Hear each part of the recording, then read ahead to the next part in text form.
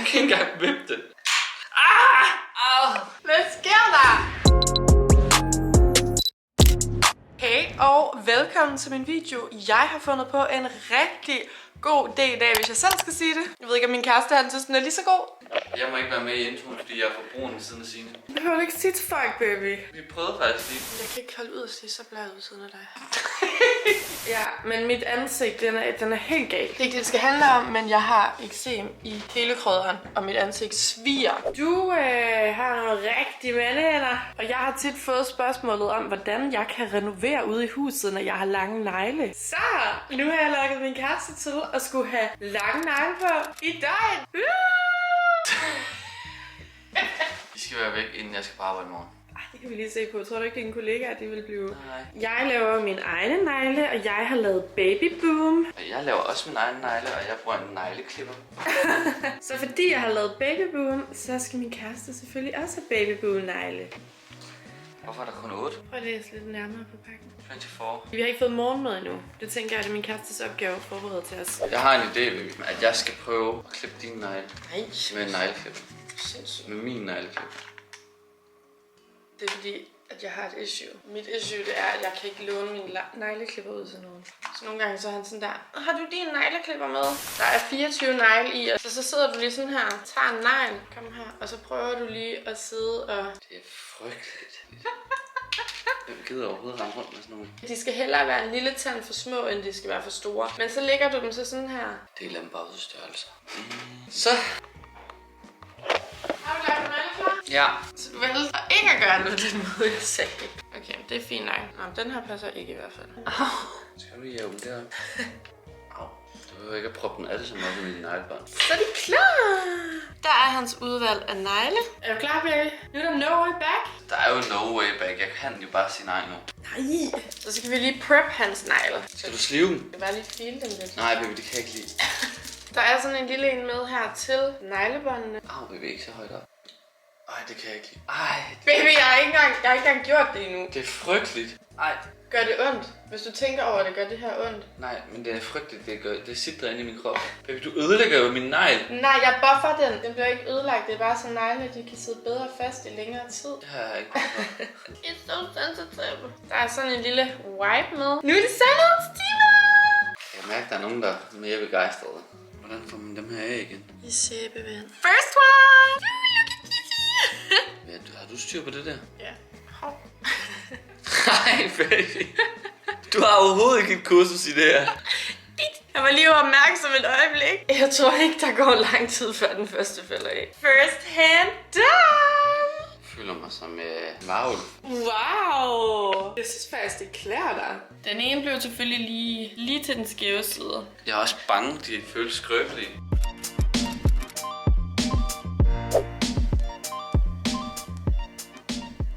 Har det ikke gå?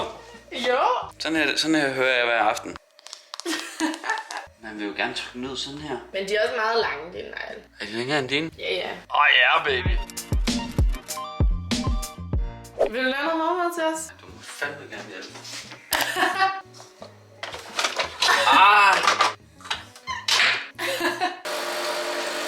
Lyder det ikke mærkeligt? Ej, der er et eller andet galt.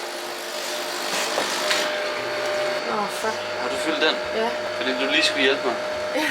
Hvordan åbner du sådan en her skuffe med dine negle? Altså, ja. Sådan her. Ej, hvor er det trip. Det der heller. Det er svært at åbne skuffen. Prøv at tænke senere, hvis du skal betale lidt. Det bliver frygteligt. De her negle lige er super skarpe. Det kan godt være, der kommer lidt puppet ind imellem. Ellers så må du sige til, så skal jeg komme og hjælpe dig. Wow. Noget negl i munden. Hvad er planen for i dag? Det ved jeg ikke. Vi skal vaske tøj. Jeg er bange for, at der ryger en negl ind i vasketøjet. Hvordan tændte du lige på TV'et? Ja, okay. Ja. Altså, jeg synes heller ikke, du har haft de mest sådan, udfordrende opgaver endnu. Hvordan er det, du sidder med din bolle? Har du ikke fat sådan her? Nej. Stikker du bare neglen ind i bolden sådan fra siden, og så har du fat? Ja. Jeg forstår ikke det her. Der er ikke noget praktisk i det her. Nej, det kan jeg allerede konkludere nu efter en halv time. Jeg fik lige reddet mig på hagen.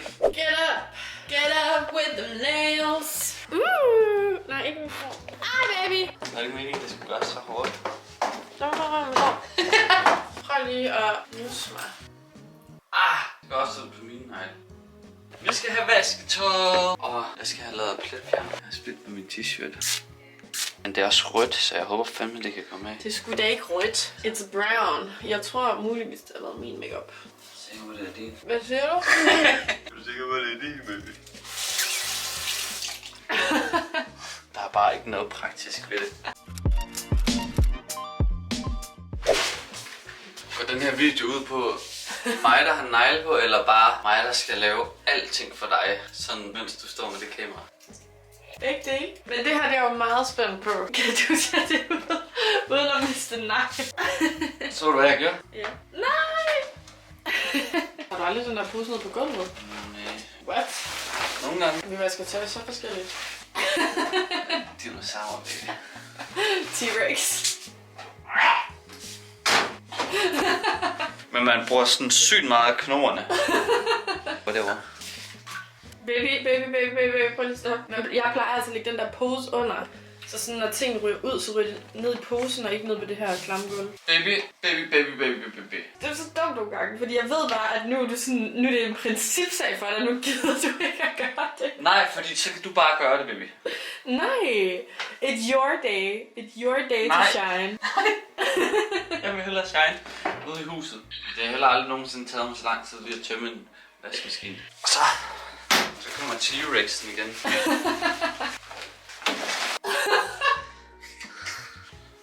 Let's go. Vi er i gang med at rydde op og gøre rent. Kan vi lige gøre det igen? Igen. Men min K, han er jo sjov, fordi han synes, vi skal oliere altanen. Det er fordi, jeg har fri i dag. Signe synes, det er en god idé, at jeg skal have negle på. Jeg synes, det er en god idé, at vi får ordnet altanen, fordi vi har ikke tid i weekenderne. Vi skulle have givet det sidste år, men vi var busy med lejligheden. Jamen, der var også et eller andet sidste år, hvorfor vi kunne ikke. De lavede facade, og så kom vi fra det. Det stod lige her. Vi kunne ikke engang åbne døren, tror jeg. Nej, men ja, den er træls. Den er rough. Min plan var, taget alt ind, støvsuget, vasket den, slebet den, og så kan du give den olie. Meget sjovt, jeg skal give den olie. Ja. Føler det dit projekt? Nej, det er et fælles projekt, baby. Nå. Hvem har købt den her altan? Mig. Så er det dit projekt. Hvem har købt sig ind på lejligheden? Det har du. Det er jeg. Så nu er det dit projekt. Og så lad os lige gå ned med skrald først. Vi har alle de her stole og pisselort fra min birthday, der skal ned i kælderen. Ej, det skal faktisk ikke være mig. Jo. Nej.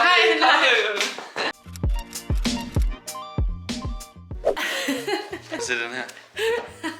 Jeg håber ikke, vi møder nogen på vejen. Men skal jeg filme, at vi går derned, så kan jeg jo ikke hjælpe. Og der er der pudsigt igen, at du ikke lige kunne hjælpe, ligesom med vasktøjet. Ej, jeg håber ikke, vi møder vores naboer. Det håber jeg.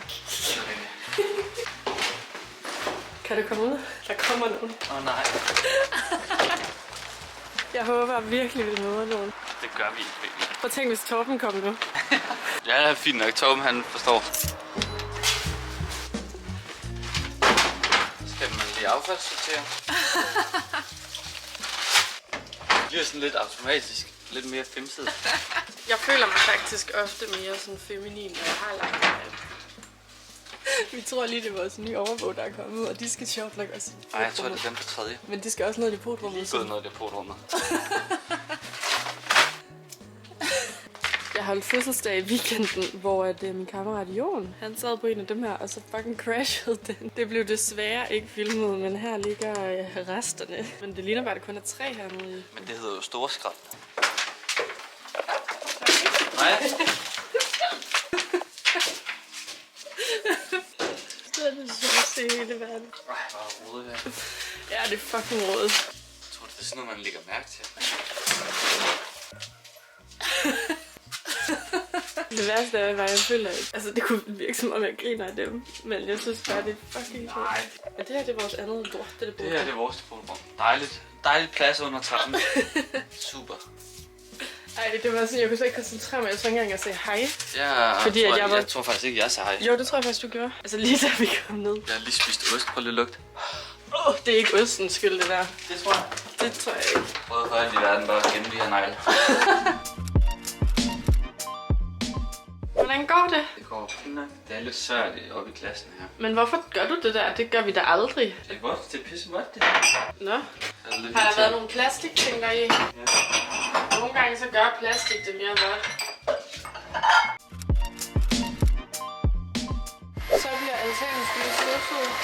Nu skal den gøres sommerklar. Hvad er der galt? Der er ikke noget galt. Ud med det. Nej, jeg bliver bare forvirret over alle de sådan... Jeg synes bare, der starter 1000 projekter. Hvad mener du med det? Vi har bare gang i 90.000 forskellige ting lige nu, uden at færdiggøre. Nå, fordi jeg ikke lige færdiggjort opvasken. Det var okay at lige holde en pause. Det er fysisk og psykisk hårdt at have negle på. Shit. Jeg henter lige... Tag lige noget med ned, når du går ned. Hvad skal jeg tage med ned? Tørstetider.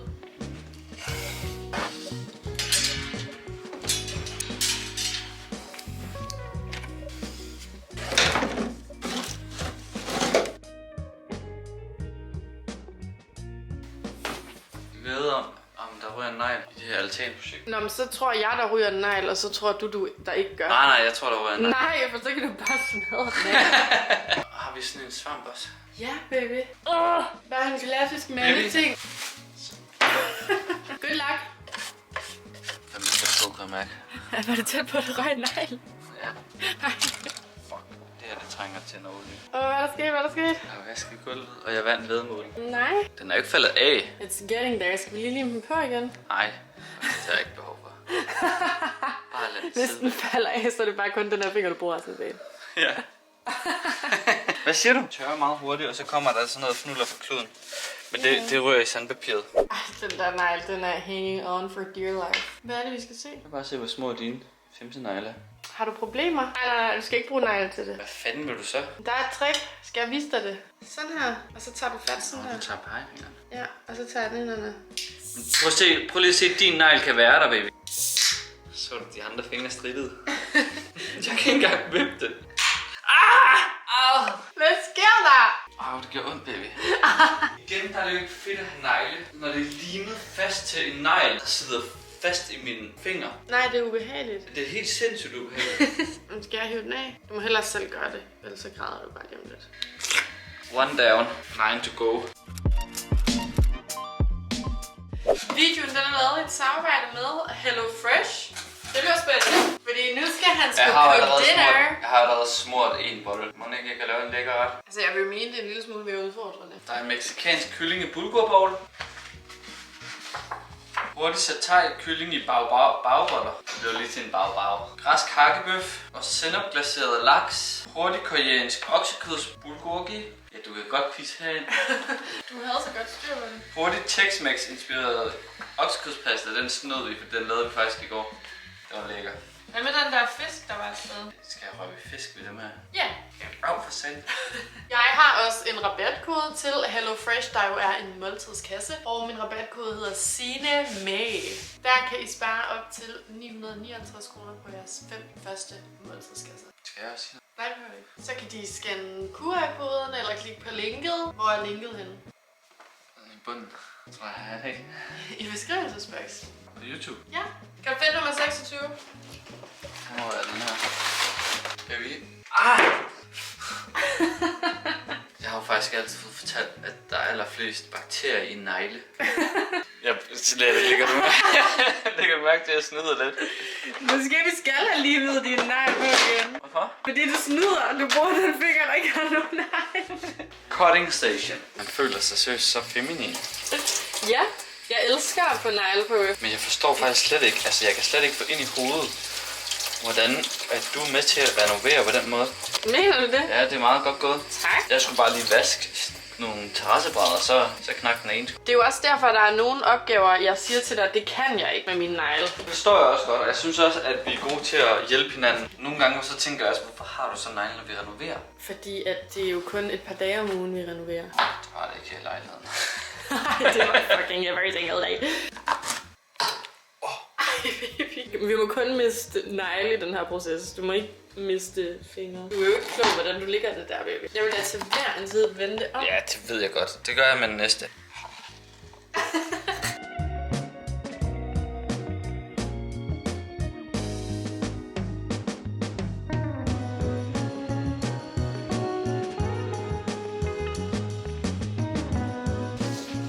Ej, på mine hænder. Det var noget, jeg var generet over i mine yngre yngre tid. Mine hår på hænderne. Det har da ikke kun været i din yngre tid. Det har da også været den tid, jeg har lært dig at kende. Ej, ikke så slemt. Det har været noget, jeg har tænkt meget over, da jeg var yngre. Det har faktisk ikke været lige så slemt med dig. Jeg har altid synes, at det er frækt og mandigt. Jeg kan sgu godt lide hår. Også fordi det ikke er noget, du kan gøre noget ved. Altså sådan, nej. Du kan få læser, men det er jo sindssygt. Altså, det er jo bare en naturlig del af dig. Ej, baby. Hvad? Du har da heller aldrig puttet krydderier på den måde før. Jeg synes, men nogle gange, hvis man kommer for tæt på et bål eller et eller andet, ikke også? Jeg svæver, lugter det bare brændt hår. Det er egentlig okay, når man lige lærer teknikken til at have negle. Ja, man lærer det hurtigt, hvordan du skal bruge dine fingre. Man skal altid bare lægge fingrene på lidt mere på skrået. Ja, fordi man ligesom ikke kan bruge fingerspidsen mere. Ja, bruger man sådan hele fingeren nu på at tage et låg af.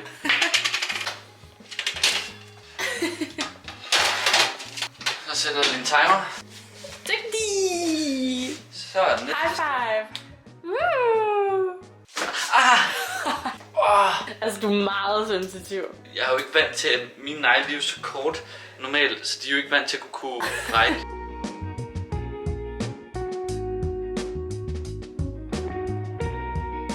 Baby, du bruger hele tiden den finger uden din negl. Jeg troede, jeg skar mig selv i fingeren. Jeg fik ramt neglen. Smid det der op på panden nu. Nå, det vil jeg simpelthen gøre sådan der. Okay, super. Ej, for helvede. Skal vi tage ud og rulle målespejder, efter vi har spist? Det var godt. Der skal i hvert fald nok også ryge en negl. Med de her lange fingre til at lugte fisk. Ja, det gør det nok besværligt, hva'?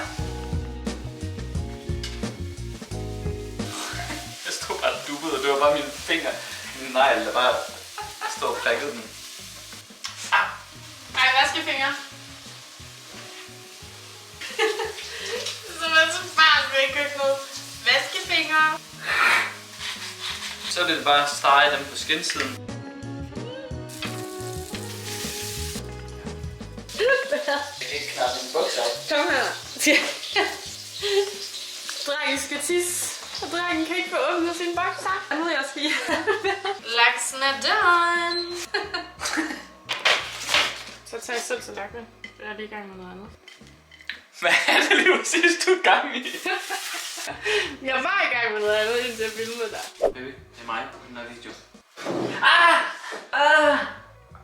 Fuck. Det gik sgu da nemt og hurtigt. Det gik nemt.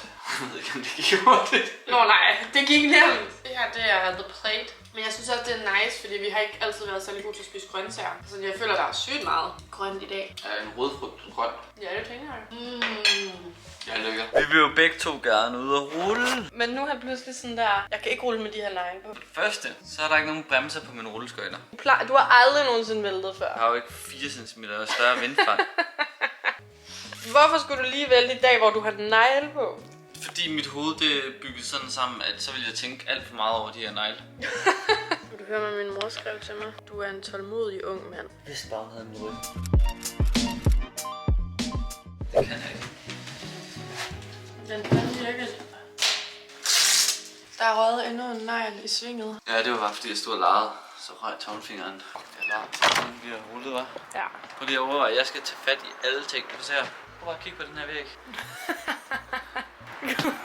Skulle du have haft knæbeskytter på? Jeg har haft tandbeskytter og knæbeskytter og alt. Højre. Højre? Jeg har taget beskyttelse på.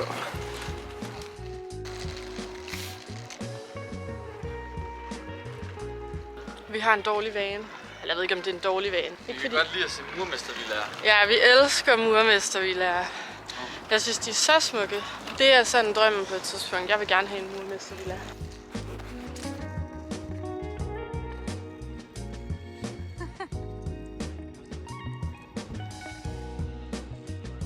De der små.